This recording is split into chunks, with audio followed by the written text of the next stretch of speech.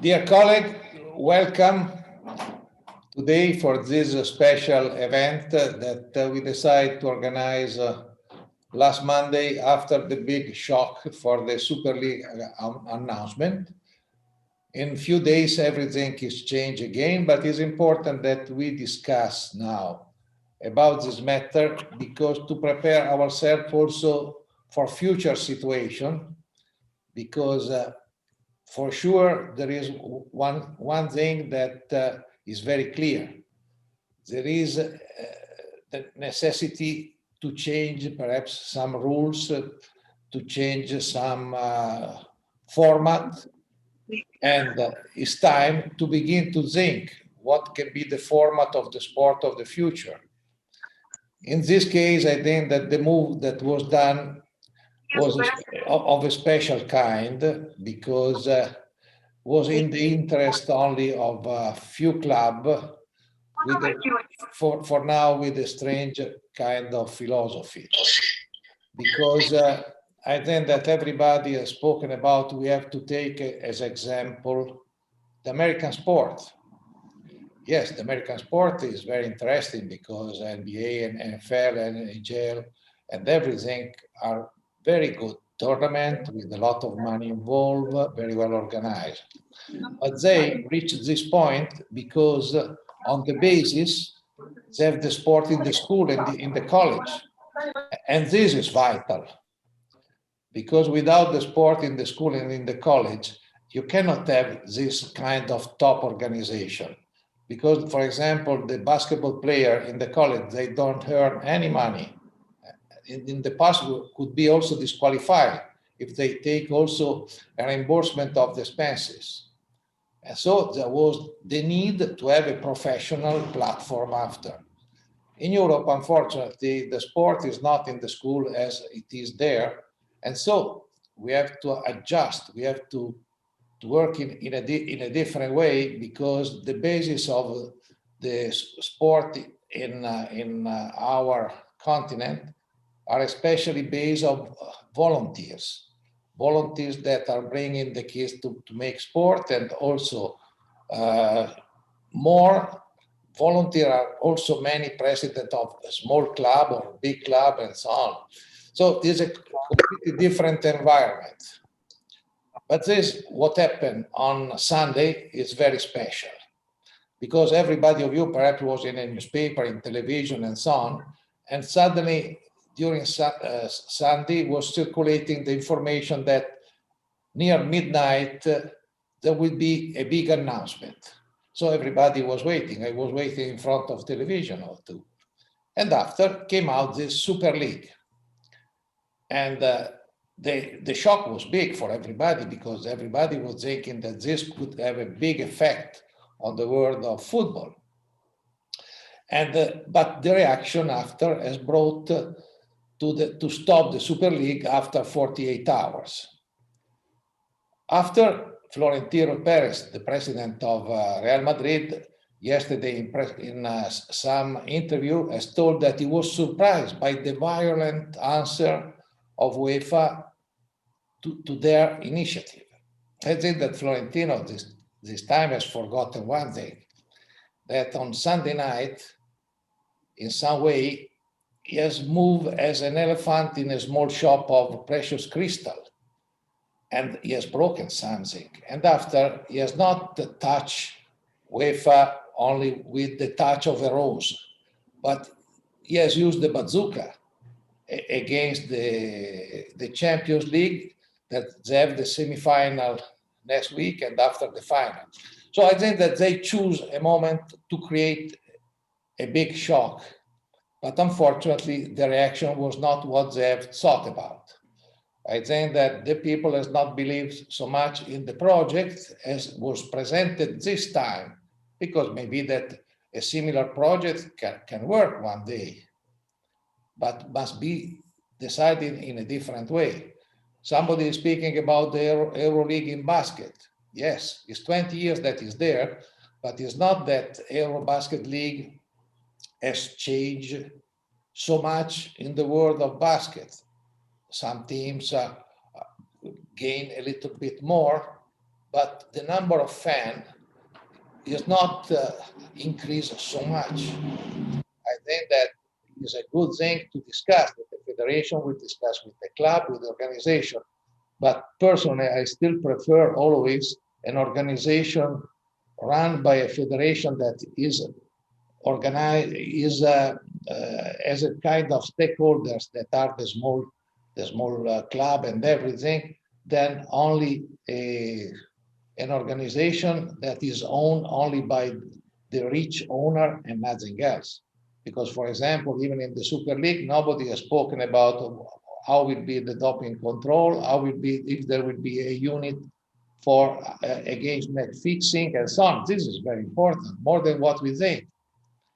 Because I think that the idea to create something new can be very fine, but must be discussed in all the world of sport to find new solutions. And I guess that in the future, somebody will change, but will change in another manner. Because even for us, as journalists, we must be careful. Because lately, with the COVID, if you have seen, there was the signal that even the club would like to cut the number of the journalists in the stadia. And this is not acceptable on our point of view. So I think that I hope that in the future, when there will be some change, even UEFA, FIFA, IOC, will try to discuss also with us what will be the future of communication. Because I don't like the idea that only the club and the federation can have all the power in the communication, leaving us only small piece of field where we can move, because this can be the big danger. Because if the free press will be cut off from the stadium, I think that the sport can become very corrupt. And for this reason, I think that we have to begin a debate on this. But today we have a special guest here, our friend Gallardo, that is the editor-in-chief of Marca. And I want to give him the floor to know exactly how is the situation now in Spain after the storm, because the storm has begun from there.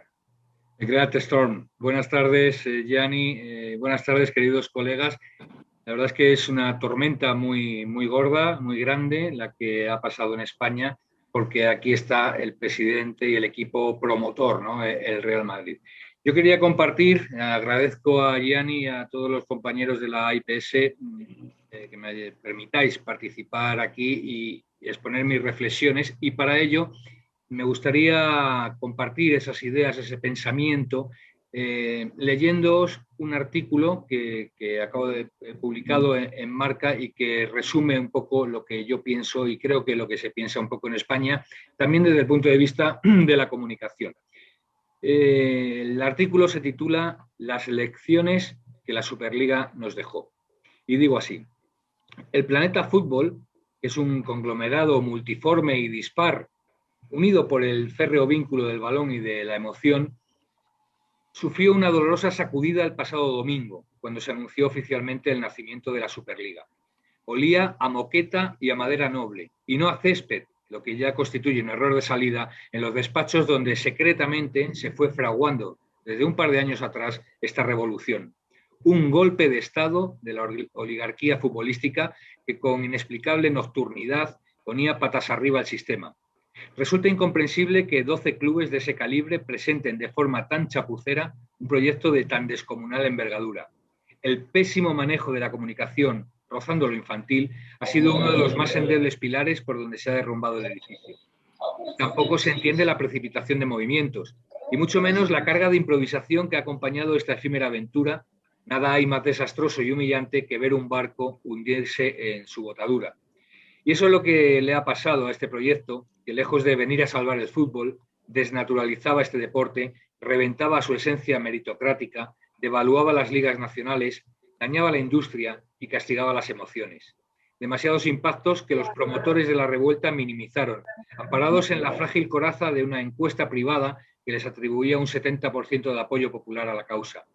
No supieron leer el partido. Otro gran error de una lista infinita. No supieron ponerse en la piel del aficionado, de los fans. depositarios y garantes de la sustancia de este deporte. ¿Cómo pudieron pensar que la afición fuera a aceptar con alegría que el beneficio de unos pocos dejase al resto en una cierta deriva? Esto demuestra que no quisieron, no supieron o ni siquiera intentaron escuchar a todas las partes. Fue significativo que Florentino Pérez, presidente de esta fugaz aventura, atribuyese a intereses particulares la monumental postura en contra que manifestó toda la prensa especializada. Una venda en los ojos, cosida con hilo de oro, le impedía ver la feroz reacción de todos los estamentos que conforman la gran familia futbolística. Tampoco supo escuchar el ruido, el clamor absoluto, reflejado en numerosas portadas, contra un proyecto que situaba al fútbol en un peligroso y negativo escenario de confrontación y debilitamiento. Al tiempo que reclamaba transparencia, Florentino, responsable máximo pero no único del fiasco, no logró explicar por qué el proyecto nacía sin dos pilares fundamentales como Bayern y PSG. ¿Alguien podía pensar que los parisino-cataríes iban a enfrentarse a UEFA y FIFA con un mundial dentro de unos pocos meses? Tampoco quedó claro cómo iban a desarrollar el mencionado mecanismo solidario hacia el resto de equipos, por lo que siguió revoloteando la idea de que este movimiento separatista estaba basado en la más absoluta avaricia. Se habló, y mucho, de miles de millones, de reparto entre los fundadores, de generación apabullante de ingresos, pero ninguna autocrítica en asuntos como contención de recursos, reducción de costes, despilfarro en fichajes y sueldos. Así es imposible convencer a nadie. La propia estructura del torneo era tan frágil que cualquier soplido lo hubiese derrumbado. Conocíamos a los 12 fundadores, pero nada más. ¿Qué más equipos y elegidos en función de qué iban a formar parte de la insolidaria singladura? Daba la sensación de que los 12 se habían asegurado las lentejas y el resto era ya relleno. Todas estas razones soliviantaron al planeta fútbol, que levantó la voz al unísono para derrocar esta rebelión de los generales. Hasta los futbolistas de los equipos implicados mostraron su rechazo. La oposición fue tan fiera y los mensajes de los separatistas tan imprecisos que en menos de 48 horas se echó abajo la faraónica idea. Inglaterra, cuna del fútbol, fue la plaza donde se libró la gran batalla. Era muy difícil que un deporte tan conservador y tradicionalista como este soportara tamaña afrenta. Los supporters se echaron a la calle y truncaron la rebelión. Ha sido una hermosa victoria del aficionado, de las emociones sobre el prepotente y deshumanizado poder del dinero. El fútbol lo agradecerá. De esta volátil pero intensa experiencia se extraen todas esas lecciones. Incluso podríamos decir que el fútbol tiene ahora más grandeza, pero tampoco se puede obviar una última lección. Mal harían UEFA y FIFA si ahora no escuchan con atención a los instigadores de la revuelta, intentan empatizar con ellos, hacen lo posible por entender sus argumentos y construyen entre todos, un camino que garantice la sostenibilidad de este maravilloso deporte. Esta es, Gianni, colegas, versión del asunto. Thank you very much. I know that you have to go now, and I thank you for your presence and especially for what you have written, because you were in the center of the storm, no? In the center of the storm, and it's not easy to be there. And also now to see what will happen in the next month, because it will be very interesting. But before to continue to speak, I want to give to our chairman of the football committee, our delegate, not before there was the commission, now there is the delegate of football care that has prepared for us the chronic story of what it has happened, because we have to look on all the details to understand what will happen in the future. Care is you. Yeah, thank you very much, Gianni. I appreciated the words from our colleague from Marca, because it was very clear that whatever you may think about the issues of a super league, the way in which they tried to launch it, it was described in England as amateurish, but that would be an insult to the amateurs who have created sport and work in sport and run sport. And it was amazing, the lack of consultation within their own clubs. It was amazing, the poor PR. Anyone who wants to launch a fight against the establishment needs a good public relations campaign and a campaign operator, and this they did not have. So they had lost the battle of communication even before they started. So let me take you back down the years. Okay, this is where we start, but where we really start goes back a very long time. It's a little bit of history. There you are, European League. Now, this was our colleague, our venerable old colleague, Brian Glanville, writing in February 1964 in World Soccer magazine, saying economic reality will force a European League. I mean, even that then was in a different era, because Glanville's article was reflecting the excitement that had been generated by the first 9 years of the European Cup, the long ago forerunner of the Champions League. But already then, the idea was out there. The cat was out of the bag, if you like. Moving on again, 1992. View mine with Silvio Berlusconi, who was then better known as the very ambitious president of AC Milan, rather than being famed for other things, let's say. And he was talking about the clubs taking over the world. Indeed, one of the very particular things I remember him saying was that television would become so important, and television and sponsorship money would become so all-consuming that football clubs might actually have to let the fans into the grounds free of charge to create the atmosphere. Well, you cannot imagine football club owners letting anyone into their ground free of charge. I mean, you can make money out of fans and out of demand. So that was Berlusconi in 1992. Then something around that time, something very, very significant happened for UEFA. The map of Europe changed. You have at that time the fragmentation of the Soviet Union, of Yugoslavia.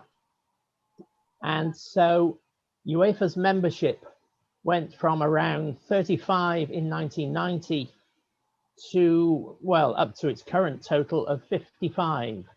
It almost doubled, because then, of course, everybody wanted a share of the financial cake. Everybody wanted a right to compete in the European competitions.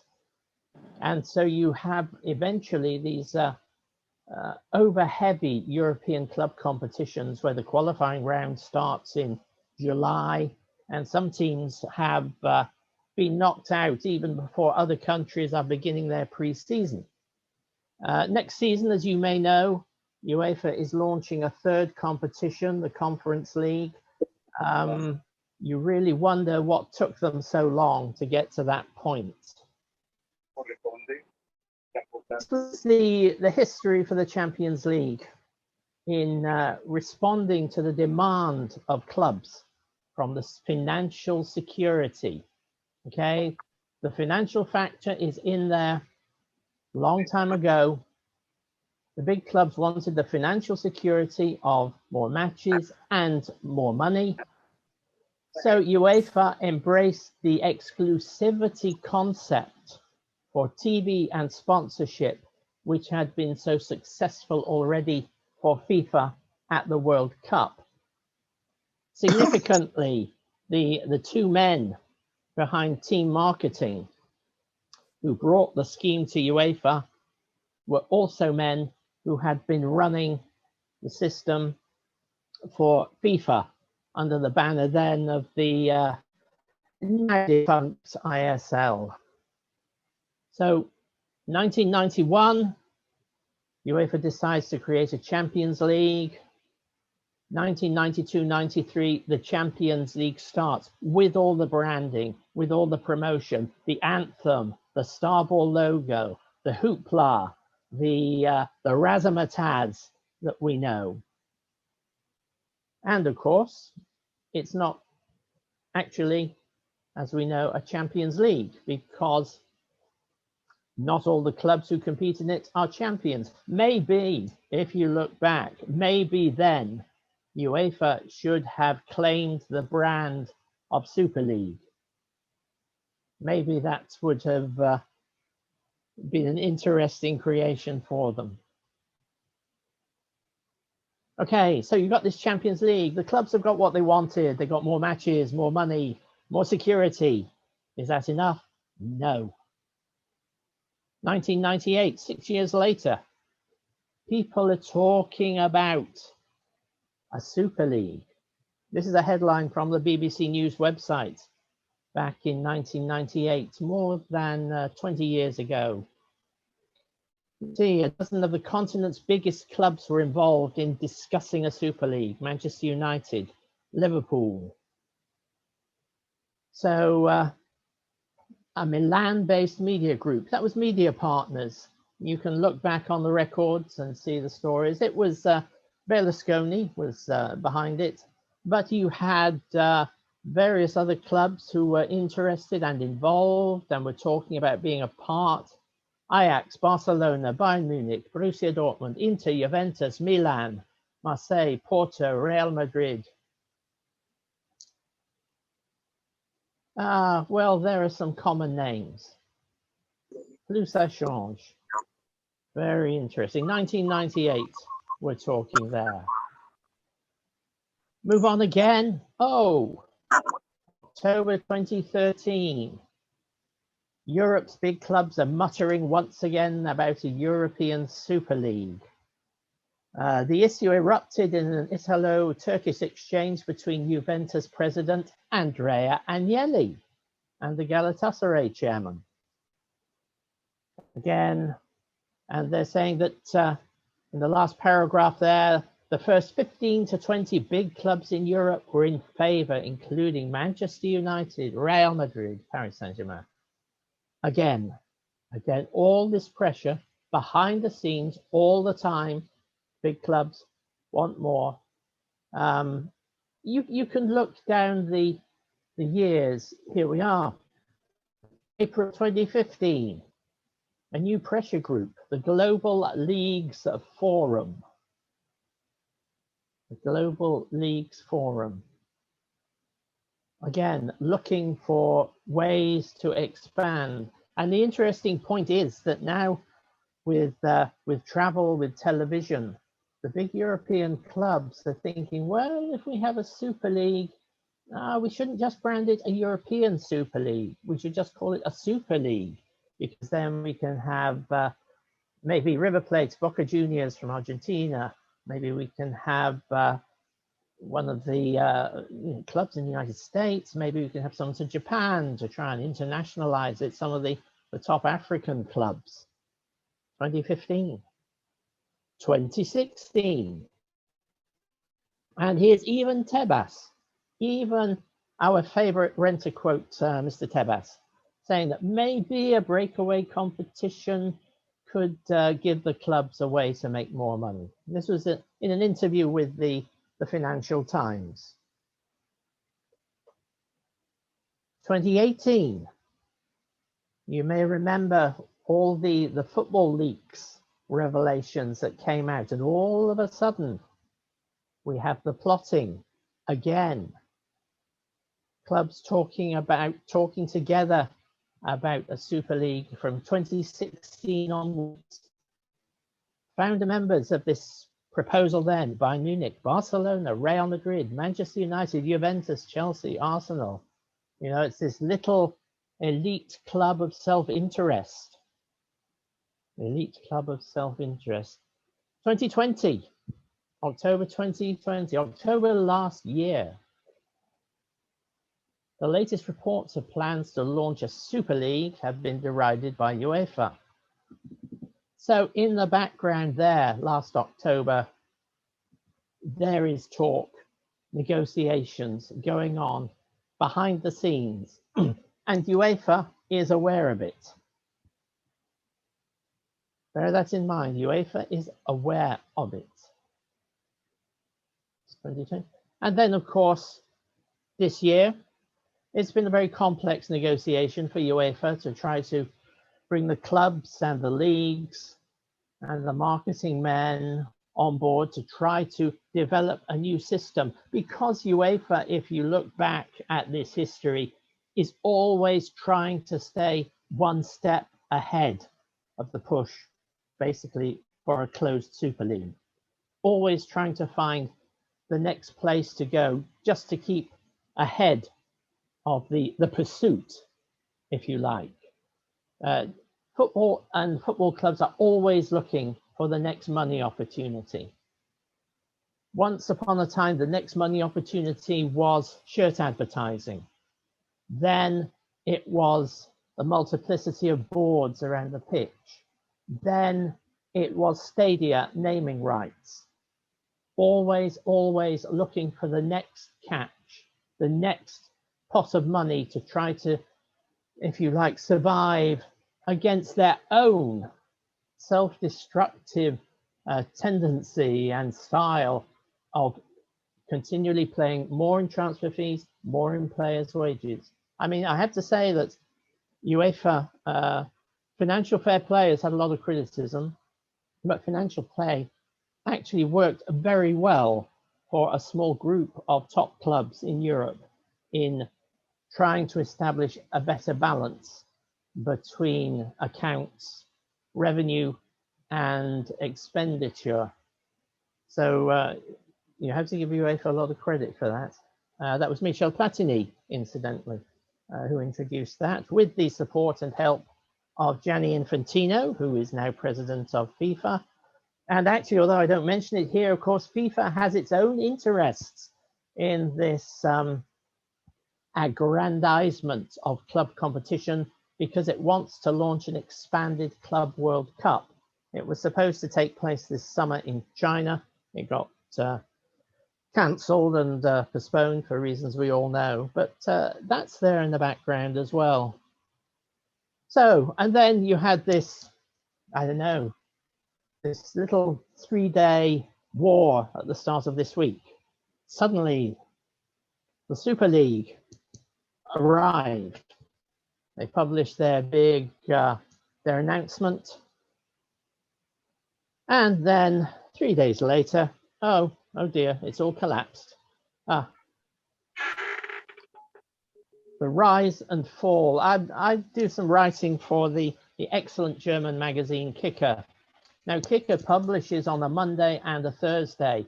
And the very funny thing is that the Super League rose and fell in between the two editions of Kicker. That's how fast it all happened. Ah, poor old Florentino. Got this one wrong then. Well, got another one wrong. Well, whatever. I love this from, I didn't pick this because of our colleague from Marca, but I love this front page. I thought it was terrific. It encaptured in words, but also the picture of the fans.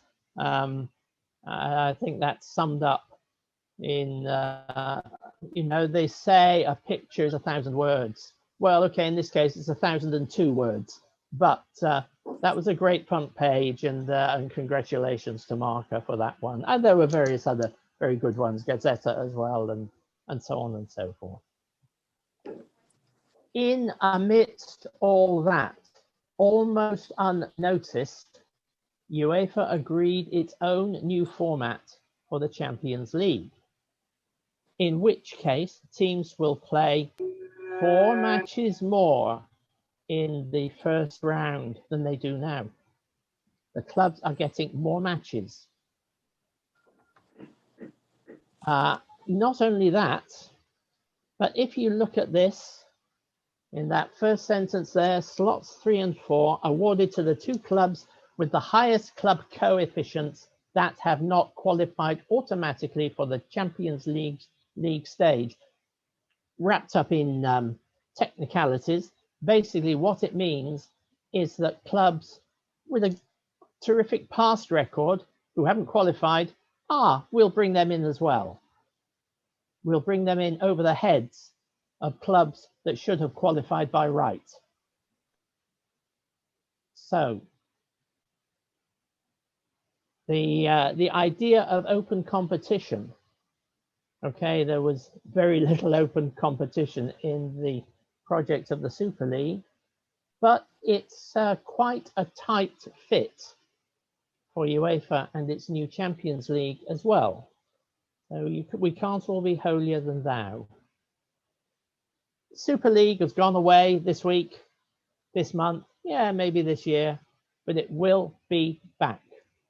Someone else will come up with a different proposal, a different but the same.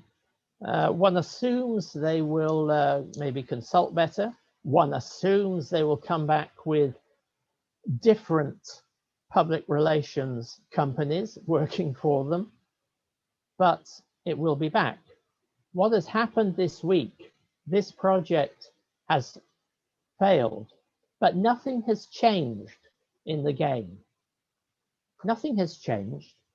None of the problems of the financial and structural imbalance have been resolved.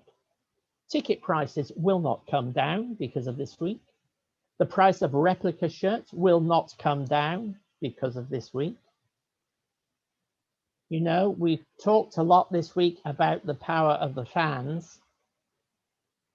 Well, up to a point, but that point was on Wednesday. And frankly, I think the owners will go away and they'll lick their wounds and they'll come back. We've seen it down the years here. They will come back with a different, maybe twist it differently, but they will be back. So I think it's something we will all have to go on being aware of a little bit in a much more serious context, like the pandemic is going to be with us for a long time. And in sports competitive terms, so is the Super League. Thank you very much. Thank you, Kerr. I think that it was important to go to see the history of this idea that is not new, is not new at all, and will continue to be there. And I want to ask the opinion of our colleague, very expert in big event, Jaap de Groot from Holland. What do you think? Now is the past. The future will be with the same president of club, or there will be also change in the president of club now? Because in some club, I think that something will change.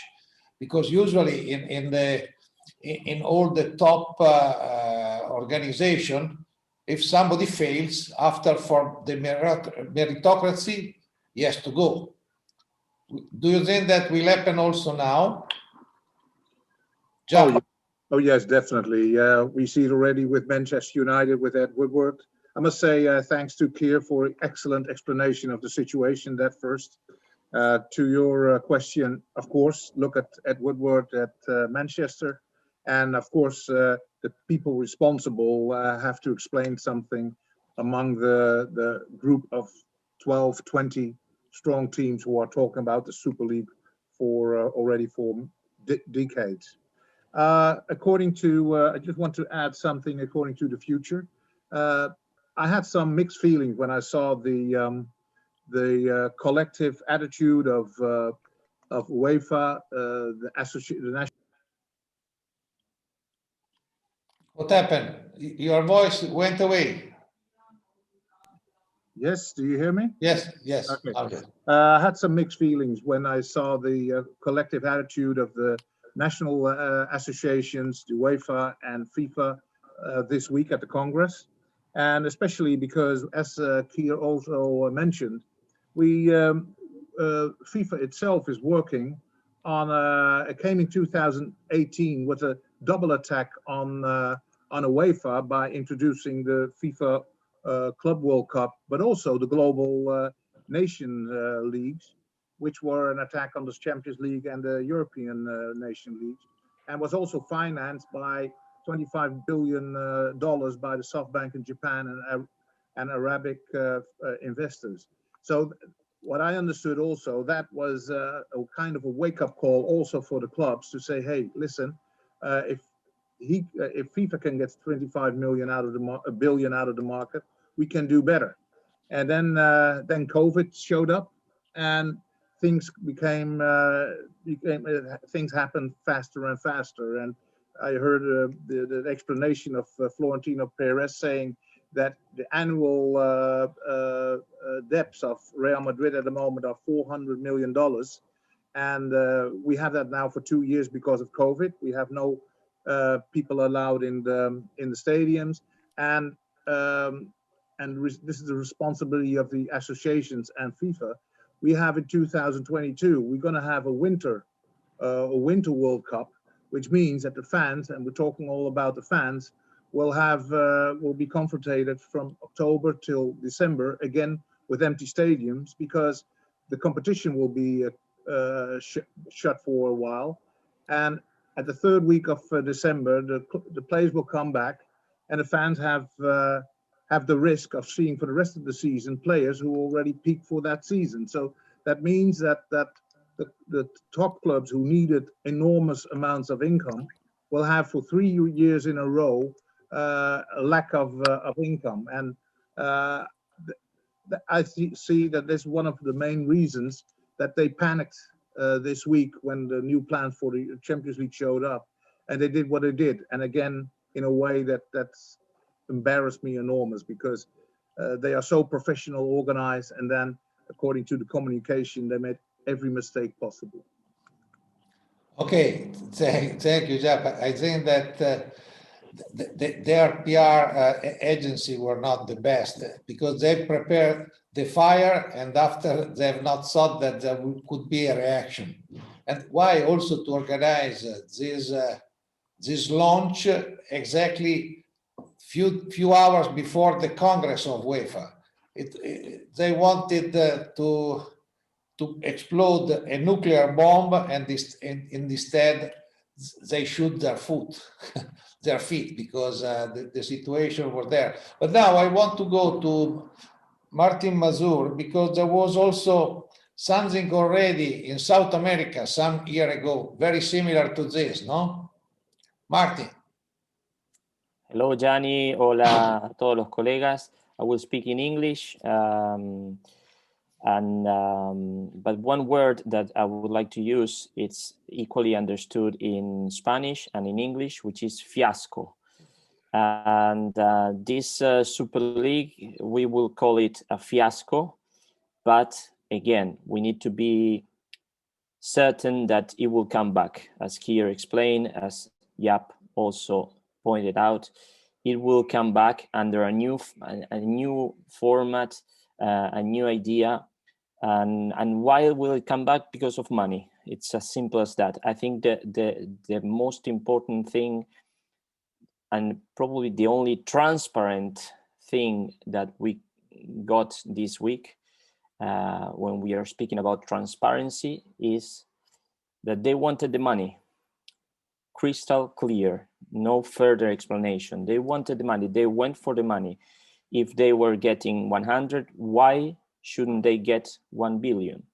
And going back to South America, I'm from Argentina, and we are a first world country when it comes to producing players, but we are also a third world country when it comes to producing board members and organizations and strange formats in the competition, leagues, tournaments.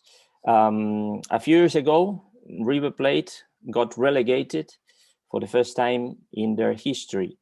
River Plate is one of the two biggest clubs in Argentina, and it was always said that Argentina wouldn't be able to survive without Boca and River because they were the locomotive of the tournament. So there was an idea that fortunately it didn't take place.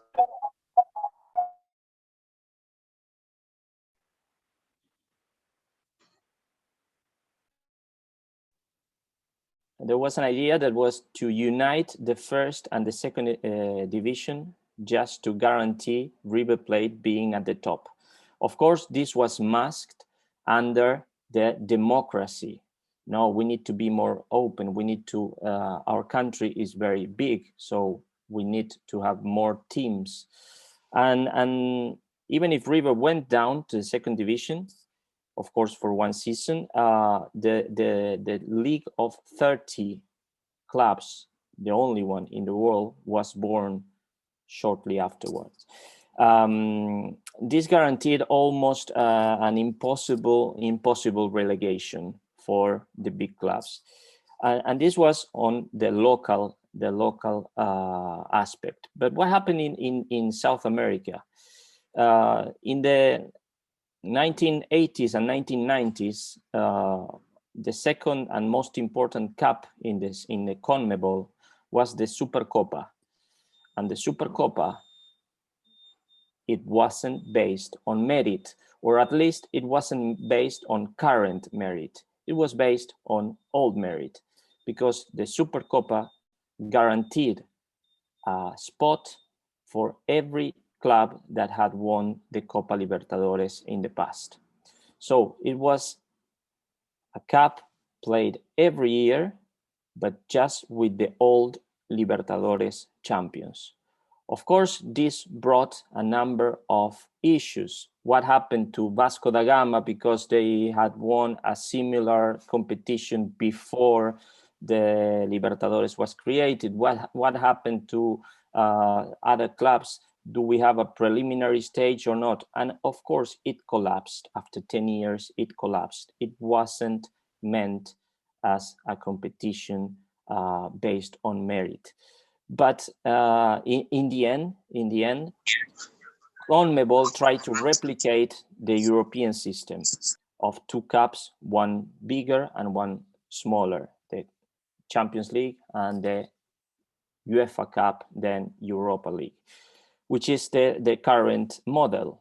And you know what? They are still discussing about bringing back the Supercopa, because what? They would guarantee the big clubs to be involved again.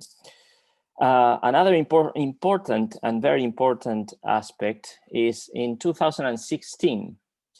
In 2016, Boca Juniors president, we could put him side by side with Florentino Perez, was elected the president of the South American League, or something like that, of clubs. And this was a big news at the moment. And here's what happened. In March, 15 clubs united, decided to create their own association. 15 of the most important clubs in South America in March. Were they going to be making a breakaway league as the Super League? We didn't know for sure, but something was happening. In July, they met, and you know what? From the 15 original clubs, there were 38, because money was involved and everyone wanted a piece of cake. So in the end, the president of CONMEBOL, just as Cheferin this week, got very angry, and the so-called South American Super League of Clubs never started. But what happened? CONMEBOL started to give more money and quicker payments to the clubs, and in that way, they kept the clubs happy. The problem is that every time that we get this feeling, idea, quotes from the board members, more money is needed.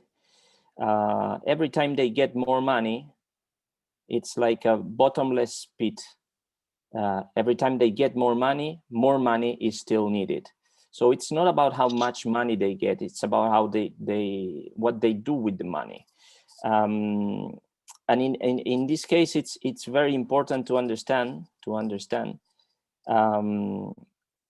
and to remember. In November 2019, the 15th of November in Zurich, the president of Boca Juniors, of River Plate, of Flamengo, Florentino Perez, Gianni Infantino, and other presidents met to discuss about the World League of Clubs.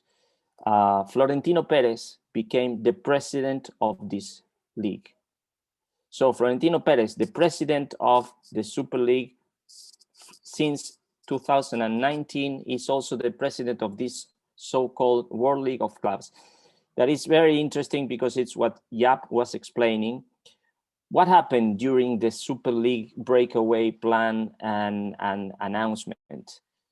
We were thinking, I was thinking, what is FIFA doing? Is FIFA secretly backing this? Because there were previous meetings with Florentino Perez and Infantino and other clubs. So was FIFA going behind the Super League? Of course, Gianni Infantino, when he intervened, it was very clear that they were not backing this, and that they were with Ceferin trying to put a stop. And then, of course, Boris Johnson, Macron, and other politicians were involved as well in this. But it's very interesting because it's happening. It's been happening for many years, as Keir excellently pointed out. And one thing that we have to worry about also is that Florentino Perez quoted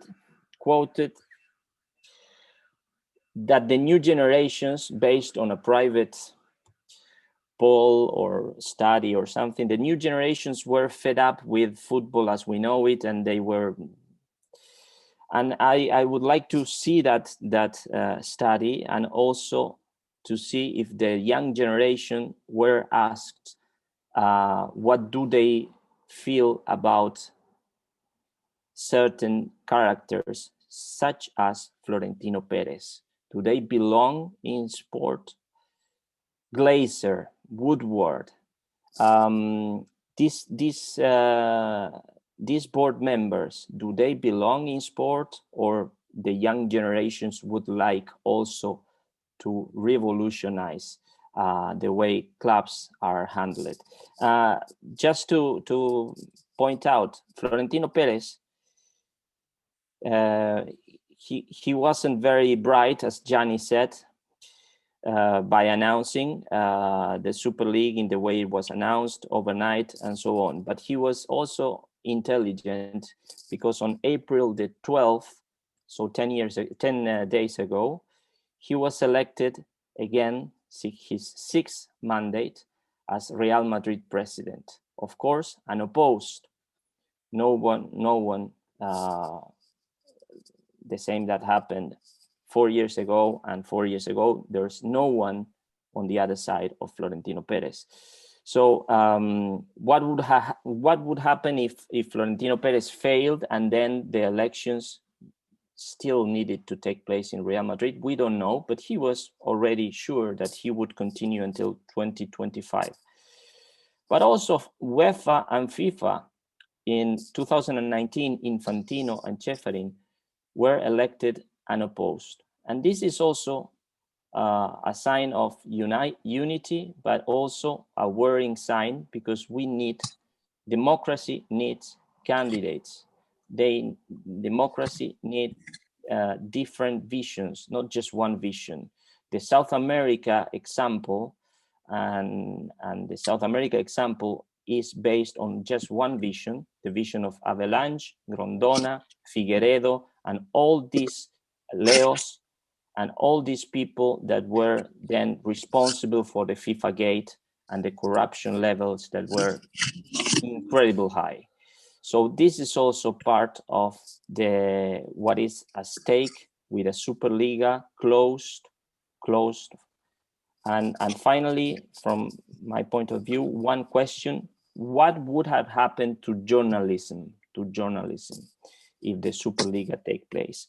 Because we know already that even asking one question at the end of the match in the Spanish league, asking the wrong question could mean a yellow card for the journalist that asks that question, from the organizers, from Tebas, from the Spanish league organizers. So what would have happened to journalism if the Superliga took place? Was there going to be a super league of journalists as well? This is my final reflection. I think we need to understand what is at stake here, and try to be very alert, because the second wave will come. Thank you, Martin. I think that the problem of the journalists, as I mentioned at the beginning, is a problem that they want to cut our freedom of work. But this is normal. It's part of every situation in all the branch of the life, of the social life now. I think that especially Florentino and the others thought that with the kind of populism they could win. But the populism this time was completely against them, because they've understood that the game that they were preparing was not for the fan, but was only for some pocket. And the problem of the big club, of the big sport now, is that everybody is speaking about they want transparency, and they want also the good governance. But the good governance is very easy. It means only that you can spend only the money that you can get from the income. So many of them are spending usually 30–40% more than what they receive. So it's normal that they make doubt. And if you make a debt, after it's very difficult to recover, because if you pay a player more than 100 million after he has a salary of 30 million, it's very difficult to organize the future. Because with this kind of amount of money, there are many clubs that are living the full year. So I guess that maybe that people has to begin to think to a new format also for the salary cap and everything. And also for us, it's time to go to negotiate before our condition of work, not to wait the last moment when somebody will cut us off, because especially the top federation, all the top organization now are building very big office of communication. This is very good because many of our colleagues can have a job, but unfortunately, this sometimes it means only that they want to have the full power on the communication, and they don't care about who is out of this. So we have to begin to think also to make a kind of revolution in our mind. But now I want to go to London, to Carlo Tasler, that he wanted to speak what happened with the fan in London. Okay. Hello, everybody. Thank you for giving me the word, Gianni. So on Tuesday night, I attended the protest outside Stamford Bridge, which proved to be the leading force behind the stopping of the Super League. So I saw the fury of the fans firsthand, and I can say that anger was real, and it seems that in England particularly, connection between the local communities and local football clubs is so strong. Impact of local communities on that they have on local clubs, and opposite impact that local clubs have on local communities is so big that this simply could not have gone through this time with these fans in charge. The fans who did not even let the bus of Chelsea with the players to get into the stadium.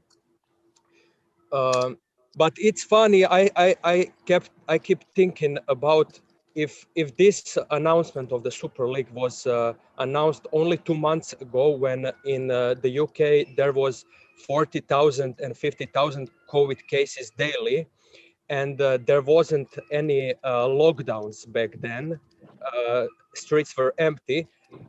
I keep thinking that all this PR would not even have been necessary, because people would just not be able to protest. And who knows, maybe today we would have the Super League that is still on the table and still going through. Because I think for what I saw, that the fans were really the leading force behind the stopping of the Super League. And now we have another problem that is happening in England, where where police is having since recently, police got more power in controlling public protests, which is another big issue of London, where people, because recently there are more and more protests daily, and most of them are trying to point out that protests are necessary for the country to keep going, that for people to have power, just as we saw on Tuesday night in front of Stamford Bridge. That's my on some way in UK, in London especially, it means that the vaccine has killed the dream of the Super League, because the vaccine it is something about the coronavirus of Super League. This is quite funny, but maybe that is true, because the problem this has convinced the sixth team of the UK to go out immediately, and they have also apologized for their mistake. So the situation is still fluid, but we want to go now to another guy from Europe, to Nowakowski from Poland. You have the floor. Yes, thank you very much. Hello, dear colleagues. I wanted to raise the matter of the influence of the Super League on the women's football, because what is kind of a paradox, which was found by our former ex-player, national team player, and now expert commentator in the television, Joanna Tokarska. She raised the fact that just after the men's Super League idea was raised by Florentino Perez and the founding teams, there was a communique that there is an idea of the women's Super League following the men's Super League. So it seems that it's kind of paradox that Florentino Perez and the Real Madrid, which is the team that quite strongly defended themselves from creating the women's team, was the one that in some way wanted the women's football to use as some kind of ace from the sleeve, yeah, as the super card in the moments when the whole idea of Super League, of the men's Super League, was kind of dying. So I was also wondering how big influence the sanctions UEFA wanted to put on those clubs that also have, of course, the women's teams, and they are also quite strong teams in Europe, like the Chelsea, Bayern Munich, Barcelona. These are the top teams in the Women's Champions League. And how would those sanctions on the clubs would affect the women's team? So I think that it also shows the fact that, which I think is a little bit missed somewhere in the discussion, that the women's football is developing as well, as it can be used as some argument from one or the second side of such a conflict. And that's what I wanted to raise that matter.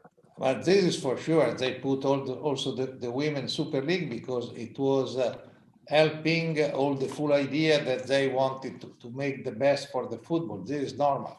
They couldn't tell that they were doing only for money, because if not, everybody would be upset, because they have also promised to give financial aid to everybody. But this is a normal promise that it comes always, even before every election in the football. Because in every election, there are all the candidates that are promising more financial aid to the various areas. So I think that the proposal will include women, and perhaps also after even the young tournament, because it's normal. But now we go somewhere else. I go to Brazil, to our EC member, Vicente Dattoli, that wants to speak about the media. Yes. Voy a intentar hablar en castellano y pido la ayuda de las señoras interpretar. Una cosa que me causó mucho disturbio fue 2 años de encuentros, de reuniones. Pienso que en los últimos 15, 16 meses por medios virtuales. Pero ¿dónde estábamos nosotros, los periodistas deportivos de España, de Italia, de Inglaterra, que no hablamos que un gran golpe contra el fútbol mundial se estaba ensayando, se estaba naciendo?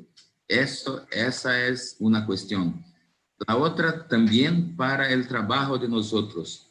Acá en Sudamérica, la Conmebol ha entregado para los clubes la acreditación para la Libertadores en tiempos de pandemia. Pero los clubes, en algunos casos, siquiera responden las demandas, los pedidos. ¿Cómo vamos a hacer eso si cada vez más los clubes se cierran e intentan bloquear el trabajo de los periodistas? Can I answer after to your question? Now we go on and after we ask, okay? Now we go to Loni Picado from Nicaragua. Bueno, yo tenía muchas inquietudes respecto a este tema.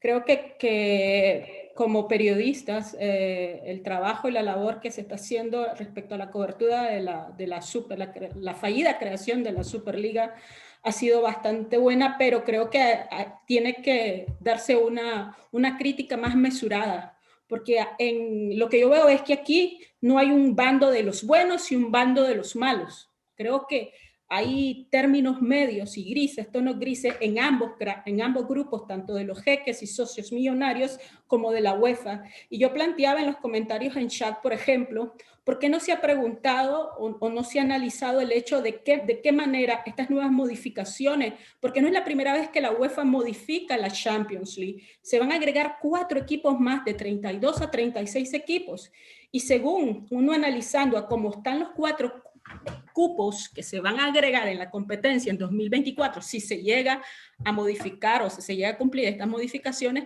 no necesariamente van a incluir a los equipos pequeños, a quienes quieren rescatar, ¿no? Y ser solidario. ¿De qué manera? O sea, ¿de qué manera? Porque lo que yo siento es que este tipo de modificaciones constantes, o yo le llamo un manoseo del formato, porque hace que haya muchas insatisfacciones en los equipos, y en algún momento esto va a desembocar a algo quizás más grande de lo que desembocó ahora, porque no fue presentado de la mejor manera. No estoy de acuerdo con la Superliga, estoy de acuerdo que la Superliga es una exclusividad de socios millonarios o jeques millonarios, pero también tenemos que ver el trasfondo de esto, porque hay mucho doble discurso en querer salvar el fútbol. ¿De qué manera la UEFA también goza de esa transparencia? Yo ponía en el chat, ¿alguien se ha preguntado con cuánto dinero se queda la UEFA en toda esta competencia? Porque al final, queramos o no, el dinero lo producen los jugadores, los equipos, los ingresos de los fans. Y eso es la realidad. Y la segunda opción es por qué la FIFA y la UEFA, si en sus reglamentos se les censura a las federaciones, porque las federaciones deben ser independientes de los gobiernos. ¿Por qué en este caso la UEFA y la FIFA permite que en este caso en Inglaterra el primer ministro Boris Johnson y en Francia Macron intervinieran directamente, cuando se supone que en el reglamento se dice de que son independientes y que no debe haber ninguna interferencia por parte del gobierno? Hay mucha contrariedad entre las reglas y la acción. ¿Por qué lo permiten ahora y por qué no antes?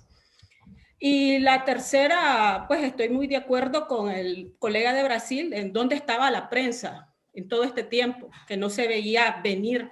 Creo que hay que hacer un poco más, estar más atentos en las intenciones que tengan estos grandes clubes, no solo de los clubes, sino también de la UEFA, porque sabemos que se les ha pedido a los jugadores reducir el salario, pero la UEFA tampoco se ha reducido sus salarios. Y acabo de leer una nota, no solo en un medio, que Seferín, presidente de la UEFA, se subió 450.000 euros en una época de pandemia.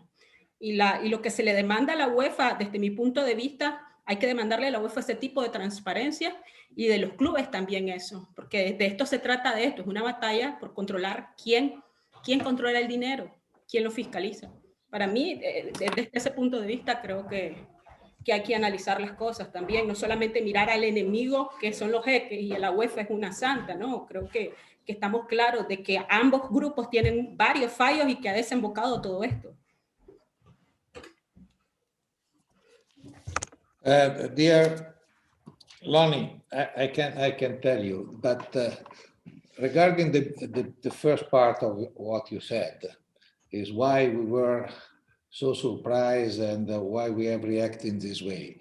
We have reacted in this way only for one reason, because the people, the PR and also the president, Florentino and Agnelli, has tried to use us that night. On Sunday night, they prepare everything so we could jump on the matter, and they wanted to use us to convince the other also.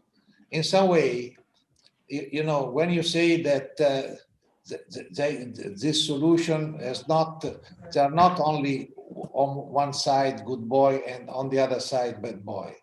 But I think that even the people of Super League with Agnelli, that was also the president of the ECA, so of the different league and so on. So it means that they could negotiate before, between them, all the fact before to come out with the press.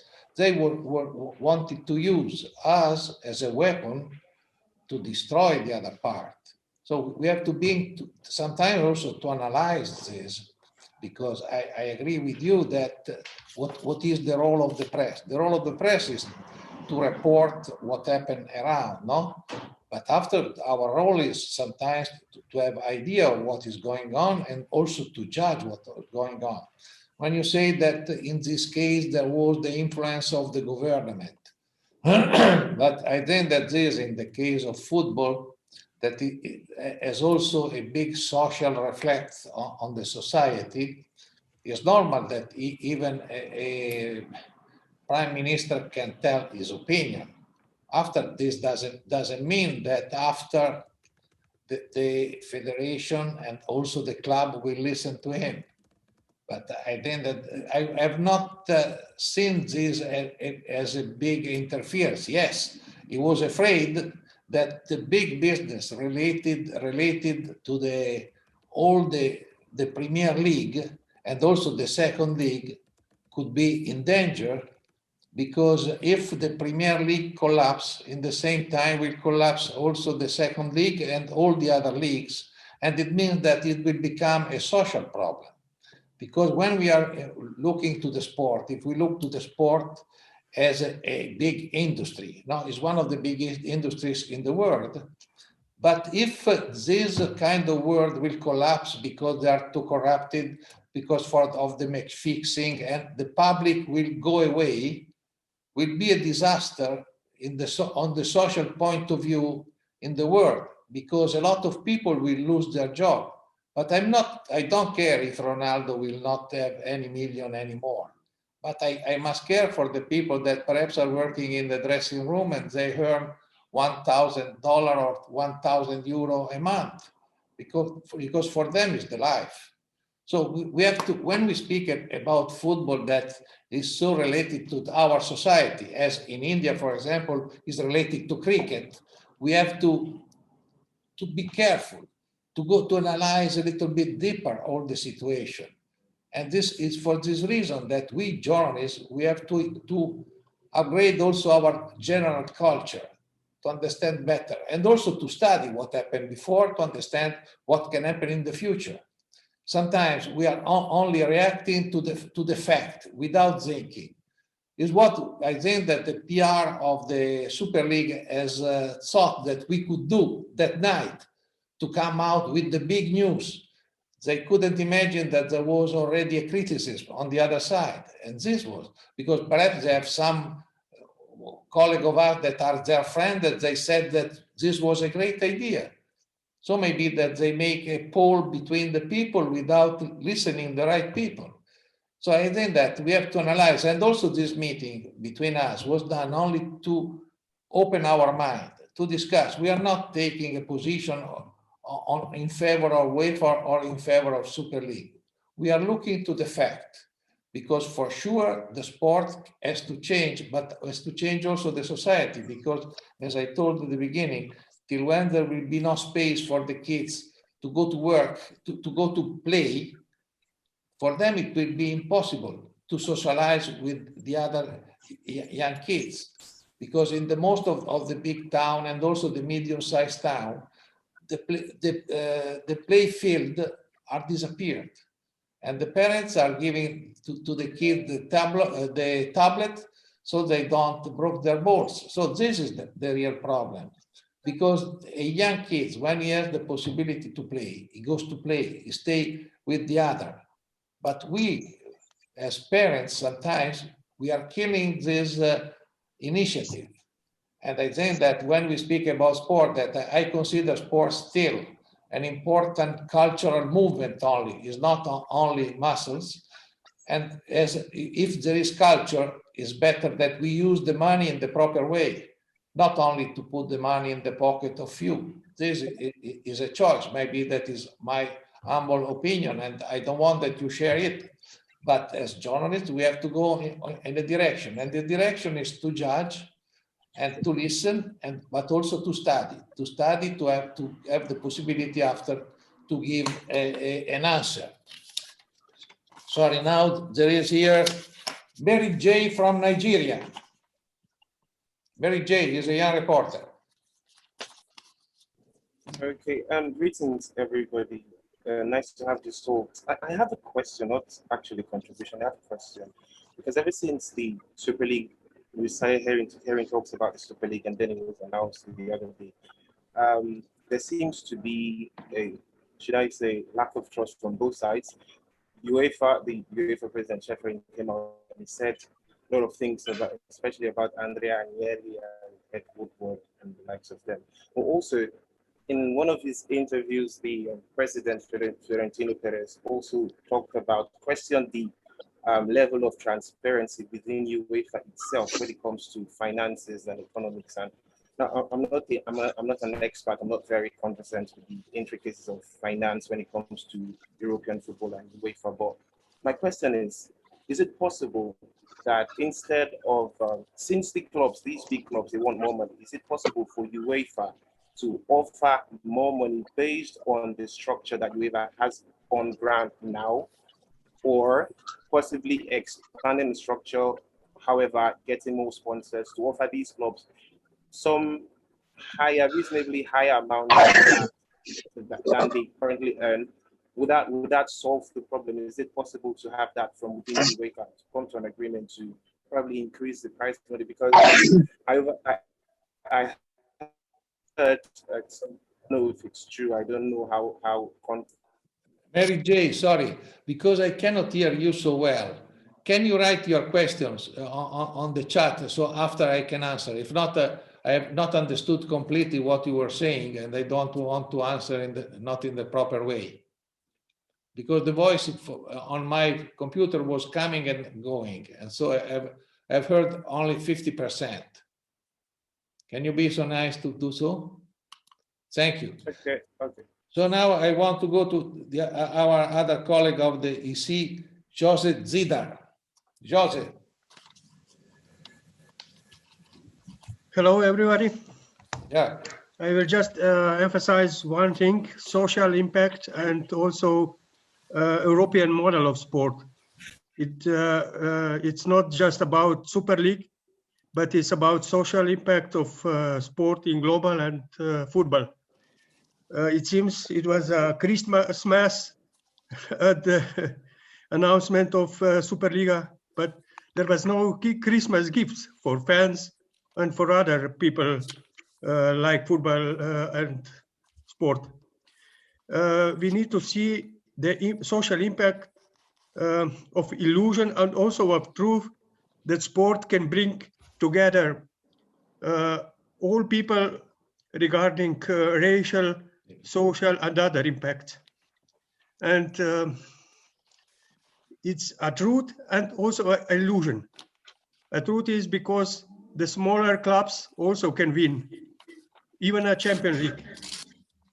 also the biggest clubs cannot reach to the top level each year. And on the other side, you have fans who participate at that game at the same level at the richest. And football and sport is not just a toy for the wealthiest people, but also for the poorest, regarding in Europe or also in other countries. And that impact with European model of sport, where you can see the top clubs and the richest on the top, but they cannot survive without support of lower levels of sport, of amateurs and others who are the core of sport. And without that, the biggest club cannot exist, even with a lot of money. That European model of sport, not just in football, will be crucial in next years. And I think also this will be a debate this year connected with what is happened on Sunday. That's from my side. Okay. So now we have Prieto from Spain. Hola, buenas tardes a todos. Gracias, presidente. Yo creo que sería una mala cosa que los periodistas nos hiciéramos trampas a nosotros mismos. Yo creo que la búsqueda de la verdad es lo que nos debe guiar. Y en este caso, no conviene ser hipócritas. El fútbol tiene de deporte ya bastante poquito. Fundamentalmente es un negocio. Y es un negocio porque, por ejemplo, en España, la Liga Española, de 20 clubes, 16 son sociedades anónimas. Solo 4 son clubes. Las sociedades anónimas no dan explicaciones al público, dan explicaciones a sus accionistas, que son los que se juegan el dinero invirtiéndolo. Los clubes de fútbol están poniendo en la Champions League, en el Mundial de Fútbol, en la Eurocopa, en las competiciones internacionales de selecciones, están poniendo a los actores principales. Les pagan ellos, no les paga la UEFA ni les paga la FIFA. Sin embargo, que le pregunten al Bayern Múnich qué tal le ha sentado que su máximo goleador, Lewandowski, haya sido lesionado en un partido contra Andorra, un país muy pequeñito, y por esa ausencia el Bayern Múnich probablemente haya quedado apeado de la Champions League de este año. Estas cosas hay que tenerlas en cuenta. Yo he visto la entrevista íntegra de Florentino Pérez. No soy amigo de Florentino Pérez, no lo conozco de nada. Vivo a 400 kilómetros de él. Pero él dijo reiteradamente que esta acción de la Superliga no se podría hacer si no era de acuerdo con la UEFA. Lo dijo reiteradamente. Luego, todos los que están diciendo y llamando a estos clubes separatistas están cometiendo un error. La Superliga nunca quiso hacer las cosas por su cuenta, por lo menos en lo que ha dicho su presidente.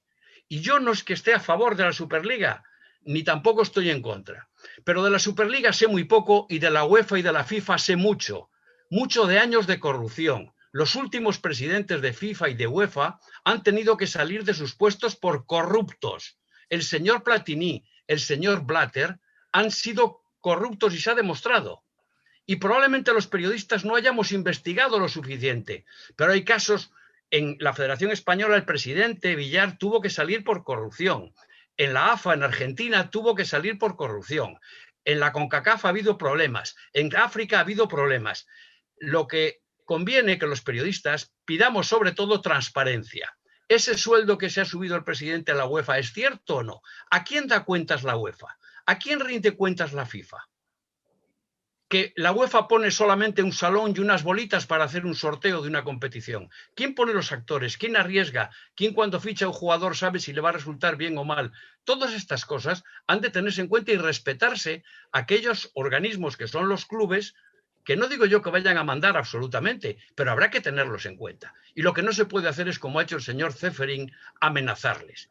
He estado viendo al señor Ceferín en las últimas intervenciones, incluso una en la radio televisión de Eslovenia, después del Congreso de la UEFA, y me parece que a las amenazas del señor Ceferín me recuerdan a otros tiempos ya pasados, afortunadamente, en España y en otros países. Yo creo que lo que debemos buscar los periodistas es fundamentalmente la transparencia.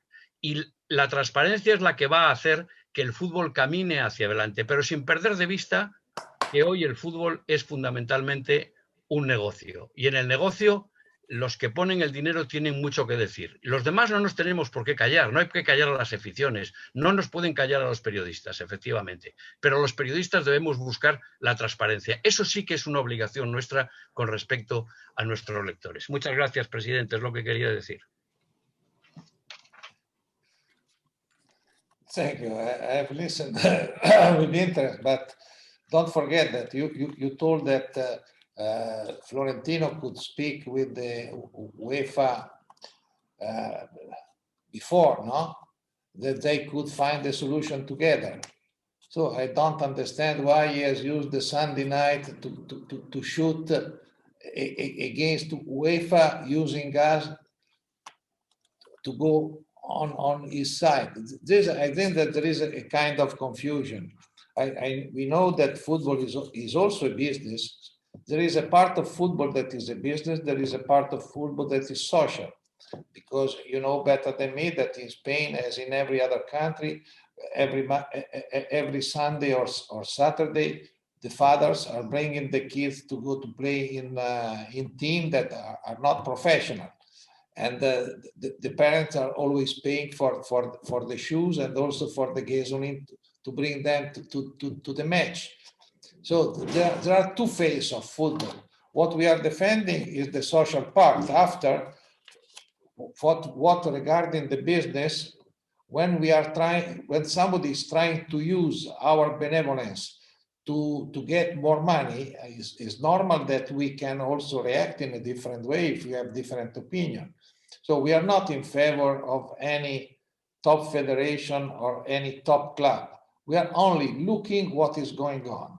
And we can also express our opinion, even if sometimes the federation and the club, they don't like that we express our opinion. Don't forget this. So it's important that even today we are here, journalists from all around the world, to discuss this point, because I hope that after this meeting, something that was told here can help the people to open his mind and to think also in a different way, to go to study the problems and to be very transparent when he writes, because the problem is that sometimes the clubs, the clubs and or even the federation try to have between us only friends. Let's be clear. How many colleagues accept, because they are fan of some clubs, to be friends of the president of the club, and they follow this president, but not because the president is giving their money, no, only because they are friends. It's normal. So it's up to us that we are a little bit outside to judge in the proper way with the cold blood, and in some way we are telling this thing after 5 days and everything is changed.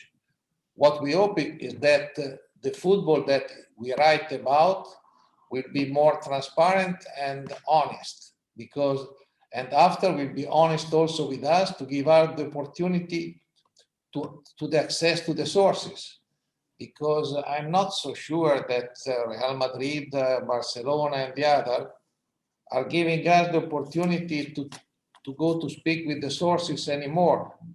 Because usually in the last period, all the top clubs are trying to hide with the so-called word of privacy of their player, to avoid that they can speak with us. If not, we can discover that something is going wrong. So I think that the most important thing is that we are united in asking to the federation, to the FIFA, to UEFA, and to clubs to discuss our problem and to solve our problem, because to defend our profession, we need more possibility to the access to the sources. is exactly what they try to deny.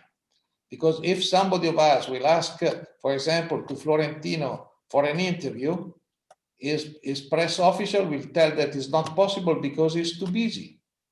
And if we ask him perhaps to make a meeting with us for the same time, will not come because he's too busy. And this is a very easy way to defend his position and his business.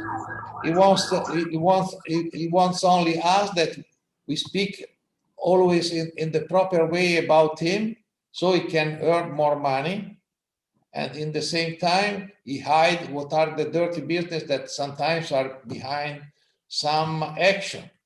Because in the way they were asking to us to approve the fact that the top team has already big debt, they are in very negative balance, and when they receive the money by Morgan, the bank, Morgan Bank, they not receive the money as a sponsor, but is a loan. So it means that their debt is becoming bigger. So it's better that they explain to us exactly what is going on, because if not, it means that if we don't go to judge and to study the problem, it means that we are a little bit naive and we are only not anymore journalists, but only press agent. Okay, now there was also the guy from the Middle East, Bashir Senan. مرحبا بالجميع، مرحبا بالجميع وتحية لكافة زملائي. كنت أود الحديث حول، طبعا ربما الغالبية من الزملاء قد أشبعوا فيما يخص البطولة وردود الفعل وإلى آخرها. حديثي سيكون حول أهمية الإعلام بالتزامن مع الأحداث والمصداقية الكبيرة التي يجب أن يتحلى بها الإعلاميين. يعني أتحدث عن منطقة الشرق الأوسط. نحن لا نمتلك مصادر إعلامية مباشرة. كانت هنالك إشاعات كبيرة أو ما نسميه بالفك نيوز خلال الفترة الماضية. أتت الأخبار بشكل متسارع، السوشيال ميديا نقلت الأخبار بشكل غير دقيق، إلى أن صارت لدينا المصادر الخاصة. نحن كصحفيين مثلا كنا نتعامل مع مصادر خاصة في الصحف البريطانية والصحف الإنجليزية، الصحف الإسبانية، الصحف الإيطالية. فهذا الموضوع يؤكد أهمية أن يتحرى الإعلامي أو أهمية الإعلام الرياضي أو تأثير الإعلام الرياضي خلال القضية التي شغلت العالم بشكل عام. يوجد لدينا قصور أعتقد في منطقة الشرق الأوسط فيما يخص المصادر الصحفية والخبر أو مصدر الخبر الحقيقي عبر المنصات التواصل الاجتماعي. شكرا. Okay, thank you. We go to Ricardo Rebollo from El Salvador. Okay. Hola, muchas gracias por el espacio que nos están dando los periodistas para debatir de este gran tema. Primero que quisiera sacar a alusión cuando estalló este escándalo, fue lo primero que vino a mi mente fue cuando vino El Salvador, el encargado de FIFA, cuando se dio el escándalo de amaños en El Salvador, en la selección nacional mayor, que FIFA es víctima de su propio éxito. Pues ahora podemos decir, en este caso, parafraseando esas frases, creo que es cierto. Ahora UEFA es víctima de su propio éxito y ahora no sabe para dónde agarrar porque tiene demasiadas cosas en contra. Demasiado dinero, demasiado éxito. Solo 12 clubes son los poderosos, los únicos que pueden pelear la Champions. Y los demás no pueden ni siquiera llegarle a competir, ni siquiera llegarle a defenderse cuando les toque ir de visita contra estos clubes. Creo de que ahora no se sabe qué hacer. Por eso el escándalo es tan grande. No se puede detener las opiniones, decir de Fiorentino Pérez, de que él es el malévolo, él es el gran genio malévolo de todo esto. No, aquí se nota de que se tardaron más de 4 años en planificar esto El golpe mediático fue duro, fue bien hecho, pero lo que veo yo y lo que vemos en Centroamérica, porque el impacto de la Liga Española en Centroamérica y las ligas europeas es muy fuerte, es esto de que solo se ve por dinero, se reduce todo eso, dinero, intereses, ganancias. Y como estaba diciendo el colega de España, está diciendo una gran verdad. Desde hace mucho el fútbol dejó de ser deporte. Ahora todo es empresarial y el que no esté en el formato empresarial es retrasado en fútbol débil.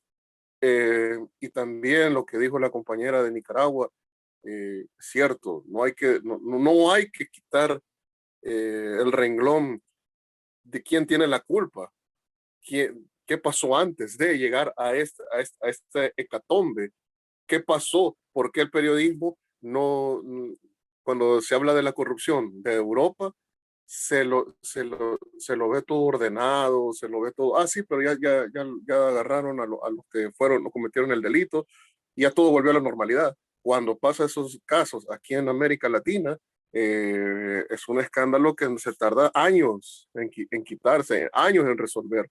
Por eso el periodismo deportivo tiene que tener la fuerza, que no solamente porque mediáticamente hemos crecido en llegar a ser los verdaderos garantes de que el deporte que está creciendo de manera tan grande no pueda detenerse y no pueda fiscalizarse, porque aquí en El Salvador hemos llegado al punto de que se nos cobre las credenciales para ir a cubrir la Liga Mayor de Fútbol de El Salvador. O sea, esos escándalos del fútbol mundial llegan a estos niveles, sí, porque lo permiten a nivel global. Estas cosas grandes en otros países lo repercuten de otras maneras. Entonces, estos escándalos se van a seguir dando, pero depende de nosotros, los periodistas, y de nuestros medios, fiscalizar el deporte. Y se están dando demasiadas cosas, como dijo este representante de FIFA cuando vino a tratar el escándalo de amaños en la selección de El Salvador. FIFA es víctima de su propio éxito, pero también no solo es víctima de su propio éxito, también es de dejar hacer y dejar pasar a los dirigentes todo lo que se les ocurra por tener dinero. Nada más. I thank you very much, and I agree with you that the situation is quite difficult and we have to fight and also to investigate more. And it's also possible that in the future, the clubs and the federation, I don't know for now, but the clubs will begin to ask us to pay our position in the stadium, because many times they're telling us that some of our colleagues are going only there to see the match for free. You know, this is an incredible insult, but it's a reality that we will face very soon, because they have an increase of cost, and usually the Tribune of Press is in the center of the field, that are the best place also to sell to the public. And you will be sure that it will come a moment in which we will fight for this, and especially in the mentality of this club, they will try to put us on a corner or in the curve, and maybe without every television set on the stands, but only with the big screen. And after, they will tell us that we have to follow the new wave because they cannot spend so much money for us. I guess that we have to begin to think to the future and to be prepared to the future, because as I told you, during the COVID era, the place in the stadium were cut off around 50, 70%, and to go back to the normal 100, it will be a fight now, because they're used only to have in the stadium the people that they like. And so for the other that are investigative and they're not so easy, there will be no place. So let's prepare with the vaccine to fight for our right to work in the proper way. Now I would like to give a floor to one of our mentors, Riccardo Romani, that I think that he has something to say. Riccardo, to you. Yes, good afternoon, everybody. It's very good to see you all. It's a very interesting conversation, and it's interesting to see opinion, to hear opinion from all over the globe. Well, I think that connecting myself with probably the last intervention, we would be a little bit naive if we didn't know by now that football has become a business.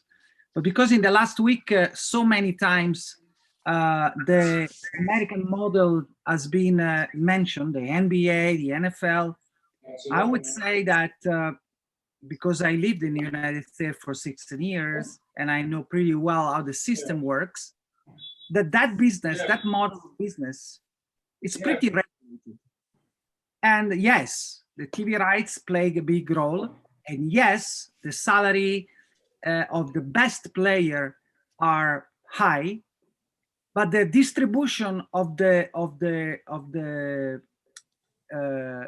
let's say profits, it's regulated, and it also make very difficult for owners to win only with the money. You need to have a lot of knowledge of the players, a lot of knowledge, you need a strategy when you go through the draft. You need so many elements to become a champion that, unfortunately, I didn't see any of that in what was supposed to be the European Super League, which I think was, first of all, a big fiasco in terms of PR. I cannot believe that people that running company like Fiorentino Perez or Agnelli could get entangled in that worldwide fiasco. Their credibility went down because, again, there is nothing connected to the real sport business. Guys, it's a business. We know that. But the way they presented was completely out of context. And one thing that I was checking a few figures before coming on, and then I will wrap up my intervention. I give you an example in Italy. There are players like Diego Godin from Uruguay, who I guess is 35, 36, or Nainggolan, a Belgian player who's far away from his prime as a player. They collect 3.5 million euro per year. There are players you don't even know the name, you don't even heard the name, they're playing in Italian Serie A. They collect 2.5, 3 million euro per year. And I could go on and make the same example for the Liga, for the English football, for of course, French football. This is not a business. This is a bunch of owners that are playing with their toys, and the regulation is not there, because in my football, Diego Godin, 36, that plays like half of the game in a season, cannot make 3 million after tax, because it's a nonsense. It doesn't make sense from a financial and business standpoint, and it doesn't make sense from a sports standpoint. When you have players like Bayern Munich is showing, born after 2000, that with 4 players that are much more valuable than Godin, they spend the same money and they win Champions League. So I think starting from us, we need to rethink sport, trying to take away from the table this idea, we need to be pure, we need to be, no. There's nothing pure in a business that gives 40 million euro per year to Cristiano Ronaldo. We know that. Or where Raiola, who is just an agent, can make 200 million per year in fees. Something is completely wrong and corrupt. And if you want to have a super league based on rules and regulations, salary cap, whatever it is, it's also our job to push them toward the direction. But definitely, what has happened this last week as nothing noble, as nothing that it doesn't have anything to add value, but it would create a bigger chaos. And I'm glad it didn't happen. But as Martin Mazur said, it was just the first wave. They'll come back, and we need to vigilate to that, because it's up to us to protect and because it's our sport. Football is of everybody. It's not just UEFA or FIFA. And this is our job, to vigilate and make sure that whatever change comes in place, like the VAR. VAR came and everybody was like, oh, come on, this is not football. Da, da, da, da. Now we love VAR. Most of us love VAR if it's well done. So something like that will happen in the business side of football, but we need to be ready to vigilate and make sure that nothing like the Super League will happen. Thank you very much. There is anything that anybody that wants to speak? If not, I can make a resume. And after, I think that a lot of guys are writing in the chat in Arab. Unfortunately, there is not the translation over there, so I cannot answer to them if there is any question. We are very close to the 2 hour of meeting. I'm very satisfied of this meeting because, you know, there was a short notice to call. I remind you that there will be, from the 4th of May, we begin an e-college with 12 lessons. 6 of them will be in 4 languages. The other will be in special continental section language. And after, we will speak also about the robot journalism, the fake news, and also especially regarding gender and transgender, because there is now in USA, for example, is a very hot problem, because there was today a bill in North Dakota that has decided that transgender girls cannot compete with the other girls. And this will open another big debate. And I think that we can, and we have to discuss about this, because we have to open our mind when we discuss about this human rights problem. Now there was Carlos from Mexico that wanted the word. Carlos. Gianni, ¿cómo estás? Saludos a todos. Un abrazo desde México. Y creo que han tocado un punto muy interesante dentro de la discusión y la situación que se ha manejado en este momento acerca de lo que ha pasado del fútbol, de ser un deporte a ser un negocio. Se entiende, pero creo que nuestro colega de hace un momento comentó de una referencia acerca de la NBA, del deporte en los Estados Unidos. Si ustedes se fijan, la NBA se maneja totalmente independiente de la FIBA. FIBA a nivel internacional manejará todos sus torneos, maneja todo eso. Sin embargo, la FIBA no se mete para nada en lo que es la organización de la NBA. Igual Major League Baseball.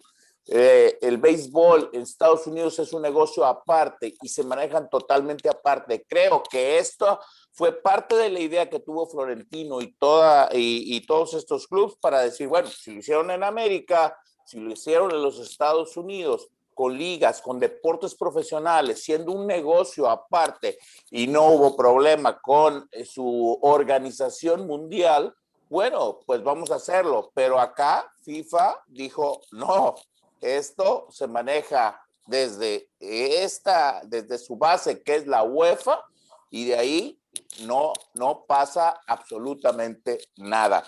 Y repito, creo que ahí es donde se ha pasado más de lo que es el deporte como tal a ser un deporte negocio. Saludos a todos, Gianni. Okay. I think that I have explained at the beginning this concept that we cannot compare the situation in USA with everywhere else, because when they speak about the championships, their championships, they call the championship world championship, because when somebody win NFL or NBA is the world champion, because for them this is the world that they created. But as I said at the beginning, the American system of sport is completely different from any other part, because the American system of sport is based on the fact that the sport in the school exists, in the high school, in the superior school, and after in the college, there is the sport. NFL and NBA are taking the best, the draft from the college. And in the college, they don't earn any money. If not, sometimes they can be expelled by the college. So it's a system that comes from the basis to the top, that was created to create after the platform of professionalism. In Europe and in other countries, also in America, in Latin America and everywhere, it's not the same. So we cannot compare, because it is the background that is completely different, and we cannot intervene in this. So I think that before to make comparison between American professional sport and in the other country, be careful. Go to study what is doing, how is organized in your country the sport. Because without the small club in the small city, in the village, there will be no sport, because in the school the sport is very low level.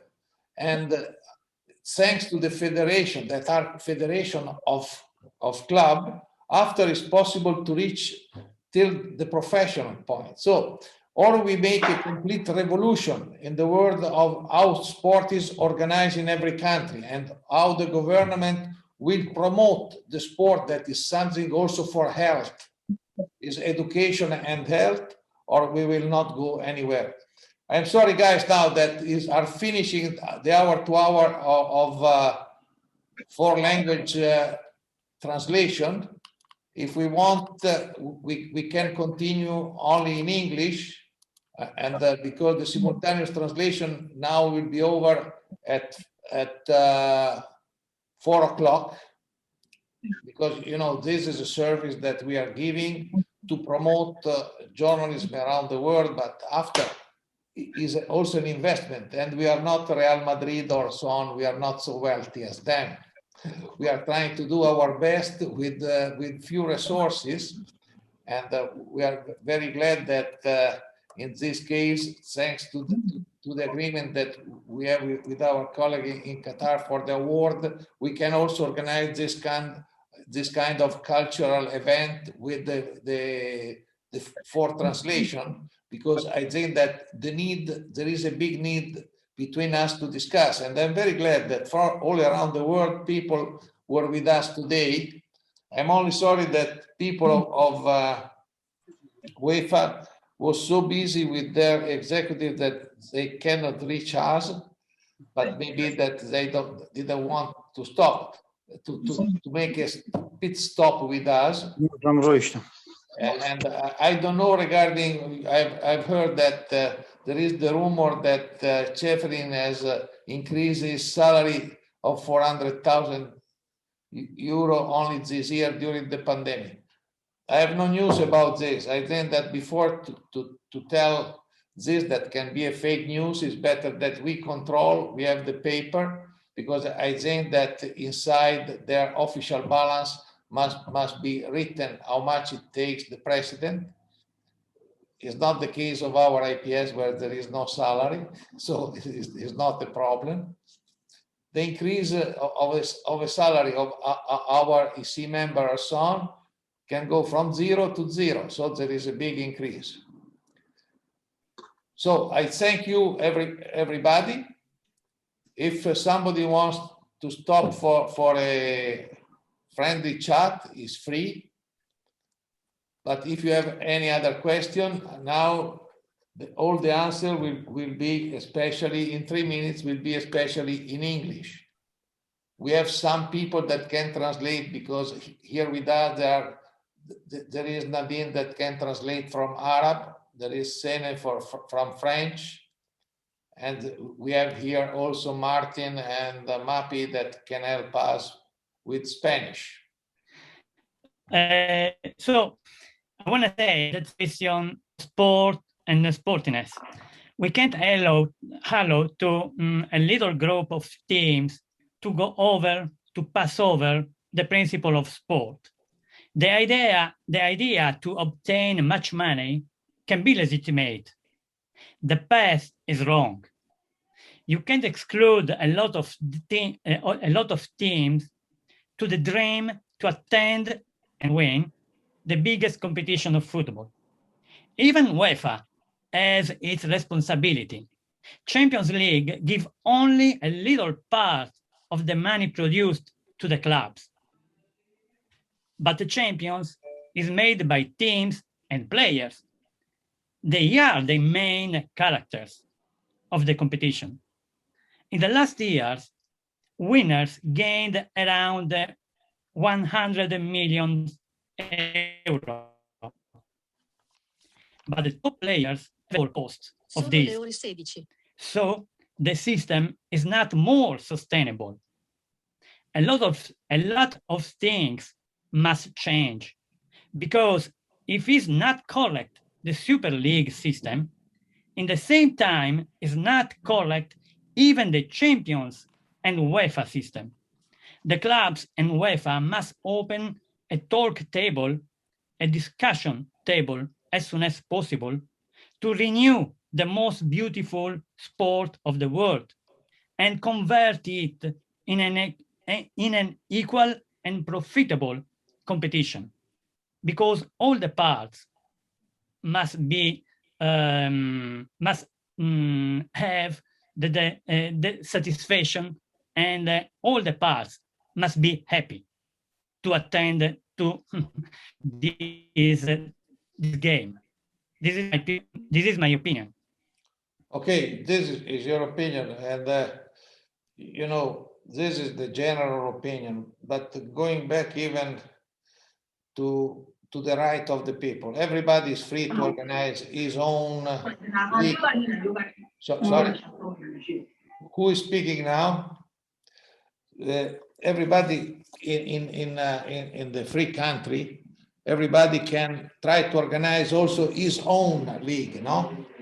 His own league, as it happened also some years ago in USA with the American football, because there was a league that grew up to go against NFL, but after 1 year and a half has collapsed. Because the problem is you must be organized in the years, and you must have your organization also on all the field to create a major event.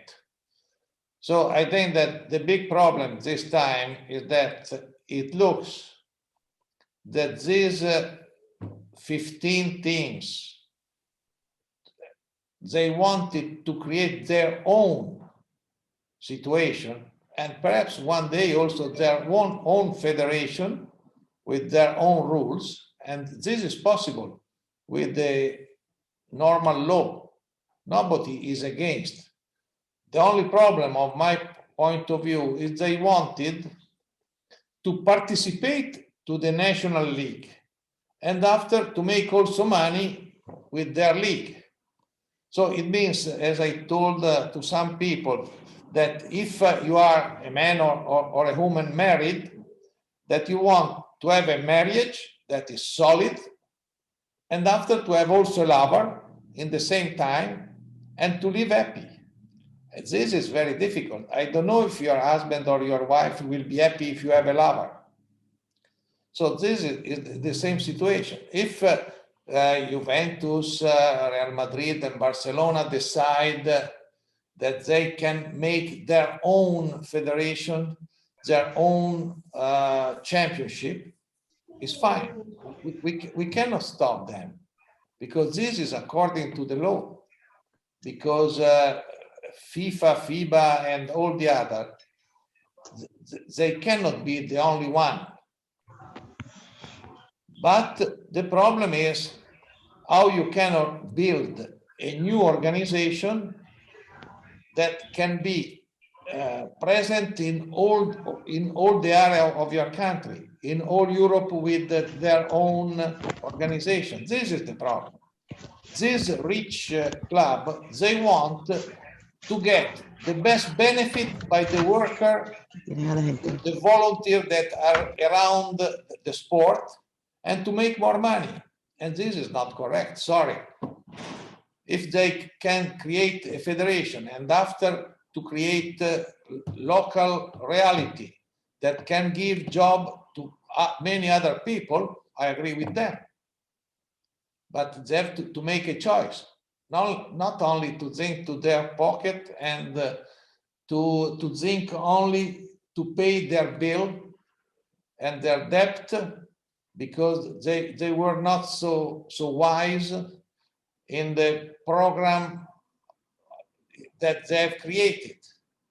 Because if you spend too much to buy player, yes, after you have a top team, but if in your bank the account is red, after how you can pay not only the champion but even your employee? Because as I told, Ronaldo could survive also if he stopped now, but the employee of a club that perhaps are 100 people, they will lose their job. And they will lose perhaps also their retirement possibility. So I get that we must be very serious when we think about this. Gracias, buenos días a todos los colegas. Bueno, más que una pregunta, mi intervención va en un sentido de hacer una pequeña reflexión sobre el tema de esos calificativos que se están dando desde hace mucho tiempo y actualmente con el tema de que si el deporte, que si es un deporte o que si es un negocio. Un momento que podemos trasladar, Mark. So it's not going to be a question, but a reflection on regarding the big topic about it's whether sports or market.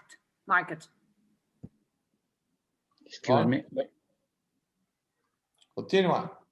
Bueno, perfecto. Entonces, la pregunta es ¿qué de malo tendría que aceptáramos que el deporte, que es un deporte, que el fútbol es un deporte, ha tomado una gran importancia en el mundo? ¿Por qué no aceptar que es un negocio y que es también un deporte? ¿Sí? Con todas sus situaciones difíciles, que cuestionemos bueno, el tema de corrupción, pero en la realidad, en el sentido común de las cosas, vemos que se compite. Entonces, no hay una línea que podamos de una manera pues tan tajante decir que ya no es un deporte. ¿Y por qué el deporte? ¿Por qué el fútbol no puede ser un negocio o es un negocio por naturaleza? Entonces, la pregunta es una manera de cuestión. So the question is, what's wrong in accepting that, in fact, football has got its importance in the world all around the globe and still remains a competition? So why we don't accept the fact that football is market and sport and competition, instead of criticizing the matter of fact of the evolution of football into a market system, and the importance of understanding the influence of course, corruption and these other matters. We need to understand these topics, but understanding that football is market at the days. But I think that, as I told before, we accept the problem that can be a market. Traduci subito. Podemos aceptar que se trate de un negocio. But the problem is which kind of negocio, which kind of business. Pero lo que tenemos que entender es de qué tipo de negocio se está tratando, de qué negocio se habla. Because when we begin to play sport, when we were young, cuando empezamos a jugar al deporte, cuando éramos jóvenes, we have had also some goals in our mind, and we have always accepted the principle of good faith and the principle of a fair games. cuando empezamos a jugar, cuando todos fuimos jóvenes y empezamos a jugar al fútbol y acercarnos al fútbol, teníamos en nuestra mentalidad, en nuestro tipo de idea, justicia y lealtad para lo que es el tema del fútbol. But one problem that it comes, we have to save still this principle to make a very good show. Tenemos que tener en cuenta este tipo de principio, este tipo de valor en un espectáculo en lo que se ha convertido el fútbol. Because if we look only to the problem that is a negocio, only one thing that is a business, at the end we have to accept also to the fact that there is a match fixing, because the match fixing is a kind of negocio. Entonces, si lo vemos solamente como negocio, vamos a tener que entonces aceptar de que se trate de un negocio con corrupción y manipulación de los juegos y de los resultados, porque ese, al final de los cuentos, es un negocio. Because, you know, there is in many countries a different concept of corruption. En muchos países hay concepto distinto de la corrupción. In many countries, somebody is giving you a present and he doesn't think that this is corruption. En algunos países, algunas personas pueden hacer regalos o donaciones y no entender de qué se trata de corrupción. But in other countries, this is a kind of corruption. Y en otros países se trata realmente de corrupción. So we have to find the balance. And only the principle and the fact that a game must be fair can help sport to survive. Entonces hay que encontrar un equilibrio y solamente poner al centro del fútbol el tema de la lealtad, porque solo poniendo y intentando de salvar este principio se va a poder respetar el juego del fútbol. If not, it's better that we quit completely with the so-called agonistic sport and we leave the sport for all. But don't forget that also in the sport for all, there will be corruption and doping because unfortunately, the human beings are not always so clean. Porque si no, la otra alternativa sería cerrar con todo el deporte agonístico, mantener solamente el deporte amatorial, pero acordándonos de que también en el deporte amatorial podemos tener corrupción y manipulación de los resultados, porque el ser humano tiene esas posibilidades, aunque se trate de una competencia amatorial. And also in the civil life, in the normal life, there are some rules that are against corruption, that is the same principle that are the principle of sport. En la vida real también, saliendo del tema del deporte, hay algunas reglas que se tienen que respetar y que están contra la corrupción. And the sport has begun as education, as play for the kids, and after education. So I think that at least we have to defend the educational part. Y tenemos que tener en cuenta de que el deporte también se transmuta en educación y en cultura para los más pequeños. Y eso es lo que realmente tenemos que defender. But this is only my humble opinion. Huh?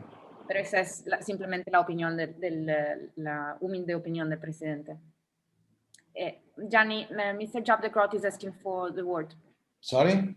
Mr. Job de Groot would like to say. Yes, the word. Yes, Gianni. Just one thing, listening to 2 hours of very interesting dialogue and conversation, I just want to add something at the end, is that if you look at the, we're talking about the way sports is organized in the NFL, Major League, and NHL. There's another big difference between football globally, is that in the American system, the competition is more important than the teams. And that philosophy already creates a kind of solidarity. And if you look at the football, what is the missing link is if you look at the FIFA, if you look at the Premier League, you look at UEFA, players, agents, no solidarity, very minimum. And if there's ever the second chance to create a new Super League, that should be based and organized on solidarity. And they had the chance to do it that way. And instead, they kicked this penalty 100 meters over the goal. And but as I say, if there's no solidarity, not between UEFA and FIFA, not between FIFA and the clubs, not between the players and the clubs, we are just walking around in circles. And we will have the discussion of elements between football against each other also the next few years. Okay, thanks, Jam. I agree with you. Solidarity, because the sport in America is an example how it is organized with the money, but also there is the other part that is not belonging by money that is organized very well, because the college sport we have not in Europe. Our universities are not doing anything for sport, nothing. I don't know if there are some small exceptions, but this is something that is missing, because in the college you can make also education and everything. This is what is missing, but we are not trying to copy from the American side the best thing. We copy only the problem of money.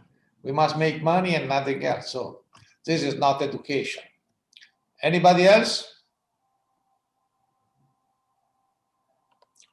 So if anybody else has to talk, I think that we can say, I want to thank everybody for your presence, because in coming and going, we were more than 100 and from around 70 countries. And this is amazing from my point of view. I think that we can continue in the future, perhaps. And I guess that I hope that you were interested, and I hope that you will follow also our e-college. And after, you can be with us also the 2nd of July, the International Day of the Sport Journalism, in which we will discuss about some very important topics. And also that time there will be the translation in 4 languages. So it will be easy for everybody to follow, because I think that is important that we use this possibility of translation, simultaneous translation, to help the people, to help all the colleagues to find out what are the different opinions around the world. Because it's one of the few occasions, I think, that we can be together from different parts of the world and to exchange different point of view also.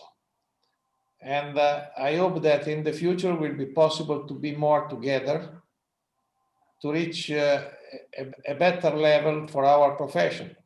Because as I told you, our profession is in a big danger. And if we are not very united and very clever to look in the future, I think that we will finish as the Super League of yesterday. A lot of talk and no result. Now it's better that we reach a result.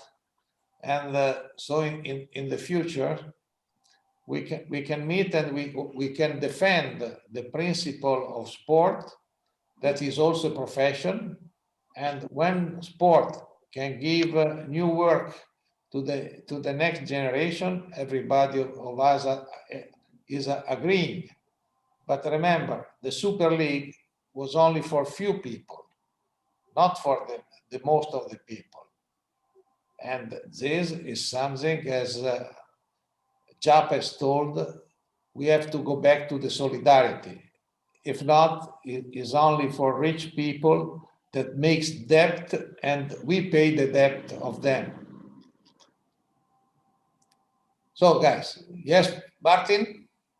One small remark regarding what Jaap said about solidarity. It was almost hilarious that 2 days, 3 days after announcing the Super League, Florentino Perez was threatening to sue the English clubs for pulling out. That's the top level of solidarity that we get. And also very important, because I've read this just now, and I think it's important to share.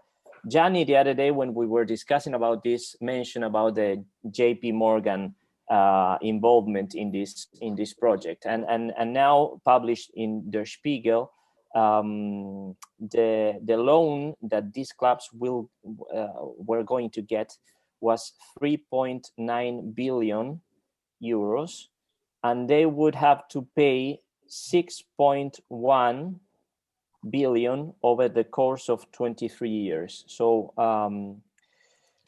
JP Morgan, if you look for the past and the present of JP Morgan, there's one name that was connected to JP Morgan. It's Ed Woodward, who was the vice chairman of Man United, and I keep being very suspicious when things like this happen, because the connection is quite obvious to me. So it's important to know that the risk of saving football by taking this huge loan was also the possibility of killing football as well. No, but more than killing football, to acquire football, because if one of the club has problem of money, after the bank can acquire the club with few money. So is more, it's easier. It's a very simple matter, and I think that the fact that because JP Morgan, they didn't put the money. They've given them the money to have back one time more, to have a gain in 23 years. So I think that JP Morgan has made a good business. The other was only increasing their debt. And that this is not, is remembering me the situation that few days ago passed away one of the most important men of the economy, Mr. Madoff, that was dead in jail, no? He was the guy that without money has created money around. But at the end, he was completely naked, without one penny. So this is the situation of this. When the fund are entering in football, it's the big danger, because you don't know what is behind. Many years ago, there was the owner that were physical person. Now they are still physical person, but it's not clear what is behind this physical person. So I think that the danger is over there, but not for us. It's for the full movement, and also for the employees. Because from one day to another, a lot of people can lose their job.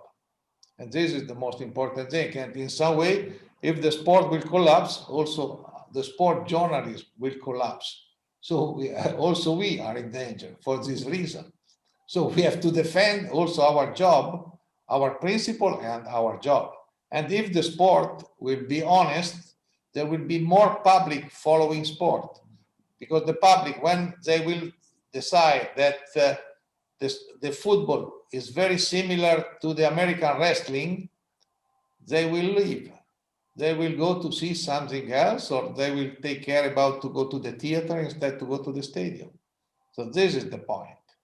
And maybe that in the future, the so-called professional sport will disappear, and there will be only the sport for all, because people now are increasing every day the number of people that are going to run every Sunday.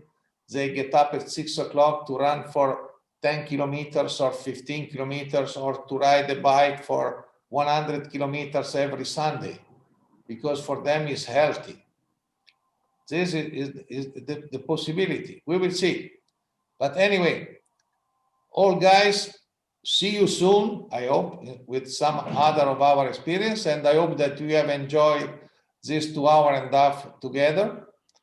And when you have any problem, you can contact us, and we will try to tell our opinion or to help when it's necessary, if you have problem of profession. And it's important that you follow also our award. And if it happens to anybody of you to write about our award, please send us what you have written, because we are putting in place an archive that can help us in the future to continue at a high level, because after 3 years, we have had an enormous success, but we have to continue to stay at the level. So guys, thank you very much, and see you soon. Ciao.